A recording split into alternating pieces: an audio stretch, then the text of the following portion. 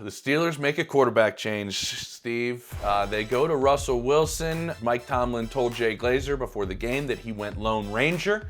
This was his decision. I completely believe that that's accurate because I talked to enough people in that building that there is a lot of support for Justin Fields in that locker room with his coaching staff.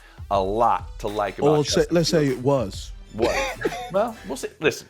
Yeah. I did hear coming into the season that the thought process was we're probably going to end up playing both quarterbacks. This probably hasn't played out the way that they thought. They didn't think Russell Wilson was going to get a calf injury pushing a sled. But Russell Wilson comes in, and he goes 16 of 29 for 264 and 2 touchdowns without interception. Only takes 1 sack. Still didn't complete a boatload of balls. But what's your initial take from what you saw from Russell Wilson? And then I'm going to give you my take on what I saw from Russ. Well, I'm asking, you want the truth or the lie? The lie would be, man, I knew this was coming. The truth? Man, I didn't see this at all, especially the first couple of passes he threw. I was like, them off the field. Oh my goodness. The ball into the flat? Yeah. I said, what? I was thinking what Justin was thinking. When he threw that ball, Justin said, man. Put my helmet on. Hey, hold on. Let me get I didn't drop my mic. Boy was like, shoot, you got me over here. That boy loose. Hey, how they do it?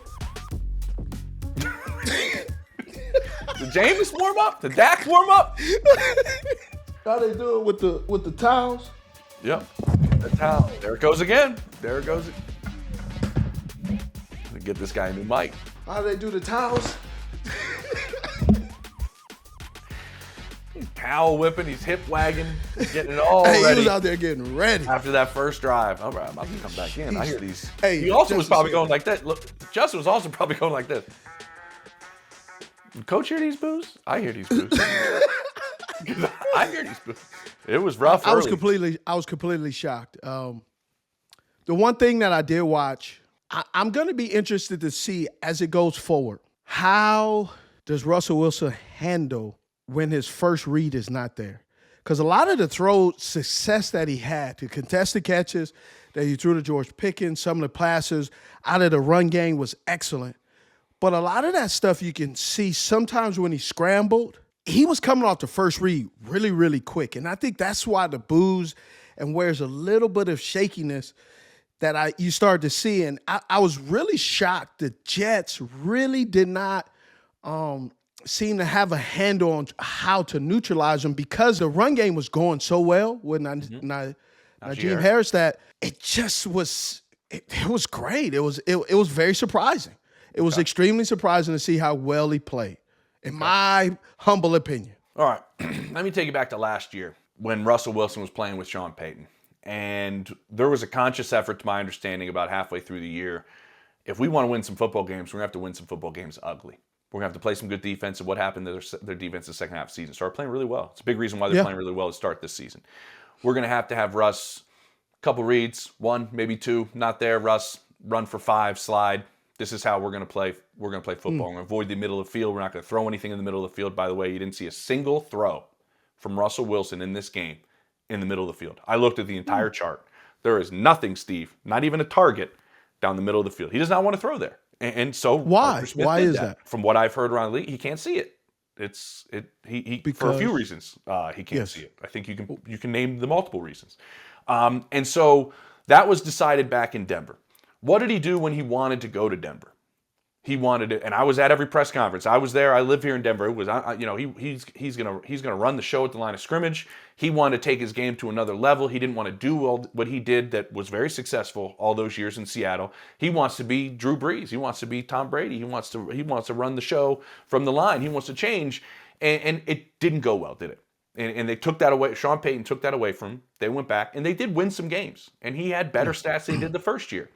What I saw from him in this game and Arthur Smith running this offense is there's some humble pie from Russell Wilson. This is probably his last opportunity after the way the last couple of years have gone. Okay. And I respect him for going into that building, and this is the appearance it looks like, and this is from some of the information I've gathered. Whatever you need me to do, I'll do. And that looked like the way he played this game. Do you need me to do this? I'll do this for you. Do you need me to go under center? He went under center for 41 of his 66 snaps. Like, that's the most he's done since 2016. Like, you guys want me to run under center and so we can run the play action game, we can run the football? Cool. I'll do that. Like, it looked like he bought in and he was playing not like, what's my 5-year plan, Steve? It was, I want to play next week. So I'm going to put my body on the line a little bit. I'm going to go out there and try to play a certain way. And to circle this back to Sean Payton and what they saw and the type of quarterback that Russ kind of is just an unbelievable story. We're in a production meeting for the Christmas Eve game between the Patriots and the Broncos. Sean Payton's talking to me, Kurt Warner, and we're going to call this game. And Sean goes, there's a difference in quarterbacks. There's a Drew Brees that I had. He goes, I got this beautiful Mercedes from Mrs. Benson. She owns these Mercedes dealerships. I always get a Mercedes from Mrs. Benson. It got all the bells and whistles, Steve, you could imagine. There's knobs everywhere. You're adjusting heated seats, motioning seats. You got massage seats. You can adjust the radio. You can do all these things. Drew can do all of that. While he's driving, he can do this. He can do that. He can do that. He goes, Patrick Mahomes can do this, can do that. He's adjusting everything. He's adjusting your seat. He's doing everything under the sun while he's driving the car. He can manipulate all of these things at the same time. Guys, you know what Russ can do? What? Russ can drive the car. Ooh. So essentially what Sean is saying is, and he did go on to say, but you can win with your guy driving the car. Absolutely. Go back and do the simple stuff. We need you to play this way. Keep it simple. And exactly. And isn't that the way this kind of looked? Is it was Arthur Smith is, we need you to do this, this, and this. We don't need you to do those other things because they haven't worked out. And I think Russ has accepted that. And Russ is okay with that. And I think that's why we went out and saw it go down the way it did. Okay. That's all cute and dandy. Now I'm looking at the schedule as you're talking. The second half of their schedule is a mollywhopper. It's a nightmare. Yes. November 10th, they play the Washington Commanders. It's going to be interesting. Does he want to play hero ball or is he going to play conservative ball? Yep. November 17th, Baltimore Ravens. The 21st, you got the Cleveland Browns, right? And we're not talking about the team in itself. We're just talking about the defense and the complexity of these defensive coordinators. Good point. Right? And Romo, December 1st. Then you got the Cleveland Browns, December 8th. December 15th, Vic Fangio. You don't think he knows what's going on? Then the Baltimore Ravens, the 4 days before Christmas, the 21st. And then on Christmas, by humbug, you got Kansas City Chiefs. And it's not even the players. Then they end, no date yet, with Pittsburgh at Cincinnati. And the reason I'm bringing all of this up has to do with, if you're talking about simplicity, later in these games, simplicity is not going to be able to make it. You're going to have a little bit of creativity because you're saying 60 plays a game, right? And so by that time, 8, 9, 10, 11, 12, that's 12 games, 60 plays a game. That's 172 opportunities to really narrow down. That's not analytics, bro. That's just watching film 720 times that you now get to see exactly what a team is doing. Their identity is really there now. There's no fooling anybody. You can fool them with maybe a post corner, but that post corner is only going to be ran in that post out of so many personnels at certain particular hashes. And so you start to really see what teams can and cannot do offensively and defensively. So that's the part where I'm interested to see by that time, is Justin Fields back on the field, or has enough film been out there that teams now are backing the Pittsburgh Steelers into a corner where they neutralize the run game, and now the play action game and the deep threat is not there because they've turned this team into a one-dimensional team. True. So that leads me to say, Steve, this is possible. What happened on Sunday night is the worst possible thing that could have happened for the Steelers. Why? Would it have been better for this just not to work? And you go back to Justin Fields? Or let me say it this way, in the manner in which it happened.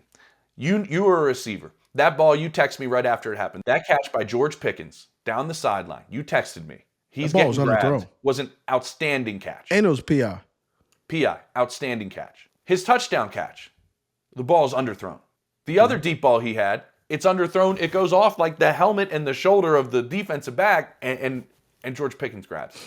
Correct. Like these aren't darts. He's got a great deep ball. He always has had that. I heard the word moon ball. It was like a drinking game on Sunday night. If you were smashed by the end of the game, if every time you heard the word moon ball come out of Chris Collinsworth's mouth, it was a scene, man. But you also were going against a secondary that was just hit with injury after injury after injury. Yes, they were. But I'll close my side of it with this. My thought was, with all of everything I told you, Steve, is that a false sense of hope that is going to be consistent and that's sustainable. So can we expect it? Can we expect this Lucky Charm Russ to be there? Because there were some bad throws, bro. Exactly. So that's kind of my thought. I think if you really break it down, and you always do this with games, and you see it better than anybody, is it wasn't perfect. It wasn't this outstanding. Well, no game is perfect. So exactly. But you know what I mean. I don't think it was what a lot of people are making it out to be. Now, I do think the Steelers are in a very good position to where you can go back to Justin Fields. I think you can. I think Justin can handle it. I think the team would be fine if you had to go back to Justin Fields. And I think you have to give yourself an opportunity. Now that I look at it, Mike Tomlin wanted to see, okay, we're 4-2. Is there more to our offense if we changed quarterbacks? To have the luxury to take a look at that, like where they're at, and you go from 4-2 to 5-2, to have the luxury to take a look-see at your quarterback situation halfway through the year is pretty impressive. And I think now that I kind of have pondered over this a few days, is like, if you don't have one of the top guys, you might as well see everything you have at the quarterback spot, because they don't have a franchise guy. So let's see what both of these guys can bring. And maybe we're better off than maybe some of these other teams that don't have a franchise guy, and we got two options. It's interesting. It's going to be interesting the way the rest of the year goes. I also think with Russell Wilson coming in and throwing some of those passes, it will trigger Justin Fields to maybe push the ball down the field a little bit more, understanding that they need to push the ball down the field. That's a great point, because you got the sense through the first 6 games, Steve, Justin Fields a little bit was playing, I don't want to lose this job. Yes. He was playing cautious. Yeah. He was playing cautious. I mean, the offensive line has not been outstanding this year. They've been better. And Arthur Smith does a good job of scheming up run plays, right? He does that. The thing that I think is sometimes Arthur hasn't really had a great wide receiver crew and the quarterback situation to really show and display that his creativity in the pass game. They're still looking at receivers right now. We got till November 5th. We'll see if they add somebody.